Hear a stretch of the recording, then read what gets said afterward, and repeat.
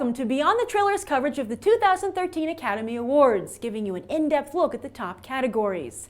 And be sure to cast your own vote for who you think should win in our poll at tinyurl.com/BTT Oscar Vote 2013. There's even a write-in section.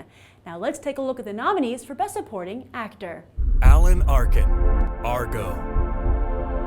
So, you might be thinking, hey, didn't Alan Arkin just win an Oscar? And you'd be right, as he took home the gold in 2007 for Little Miss Sunshine. But the thing is, everyone in this category has an Oscar, so the old spread the wealth strategy isn't in play here. In fact, Niro has 2 Oscars, so Arkin is definitely a contender. And while Arkin didn't win at the Golden Globes, while Argo did win for Best Picture Drama and Best Director, here at the Oscars, he's his pick's best shot at winning. And Arkin isn't just the Hollywood hero who saves the day in Argo, but he is also lovingly portrayed as the stereotypical producer everyone in Hollywood hopes they are. And if he doesn't win, he already knows what to say to voters. Argo, f*** yourself. Robert De Niro, Silver Linings Playbook. That's right, this guy's already got 2 Oscars, putting him at a distinct disadvantage against his competitors who have just 1 measly Oscar. Then again, the Academy loves it when actors reinvent themselves, and for the first time, De Niro plays a guy who, well, isn't so cool. In fact, despite De Niro's lengthy and diverse resume, he's never played a character with quite the same vulnerability as this father who might have passed on and exacerbated his son's mental illness. Remember how I said that Jackie Weaver doesn't have an Oscar moment in Silver Linings Playbook? Well, De Niro does in his teary bedside confession to Bradley Cooper, and also perhaps in the way he convincingly yet sympathetically portrays his character's superstitious behavior. Plus, while De Niro does have the 2 Oscars and a total of 7 nominations, this is his first nomination since 1992's Cape Fear. Voters could be so happy to have serious De Niro back that they'll give him the gold in the hopes he'll stay. Philip Seymour Hoffman, The Master. With the Best Actor category already boiled down to either a win for Lincoln or Les Mis, that means it's up to either Amy Adams or Hoffman to score a win for The Master. Hoffman's previous win is for Capote back in 2006, and since then he's been nominated 3 more times, including this one. But seriously, are voters really going to give an Oscar to Hoffman on the eve of joining the Hunger Games? It seems like a bit of a sellout move, ironically so considering that Jennifer Lawrence's involvement hasn't set her image back with the Academy. At least, we don't think it has. Yet Lawrence is pushing herself as an actress, while I think we can all agree Hoffman can pull off his role in The Master in his sleep.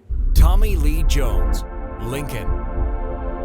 While De Niro has returned to the fold, so to some degree has Tommy Lee Jones. Fascinatingly, he won his Oscar for The Fugitive back in 1994, when Popular Entertainment actually registered with the Academy.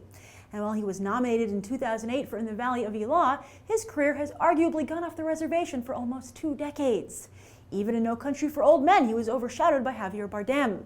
But he has a juicy role in Lincoln, enabling him to be his Tommy Lee Jonesiest. And while on the one hand he is just playing himself, is anyone in this category not doing that? That means the question here is who does it with the most flair. And Jones has flair aplenty in Lincoln, as well as several twists in the film for his character which are very poignant, and that he pulls off with masterful nuance and subtlety. Christoph Waltz, Django Unchained. Now, Waltz isn't just playing himself in Django Unchained, but he's doing it for the same writer-director as for his last and first win for Inglourious Basterds. That means Waltz is basically up for an Oscar for playing an angel on the opposite shoulder where he previously played a devil. But I guess if the 2 performances are a pair, who's to say they shouldn't be awarded a pair of Oscars? And a win here would be almost like a restart for Waltz, who was unable to successfully build a Hollywood career off of his previous win.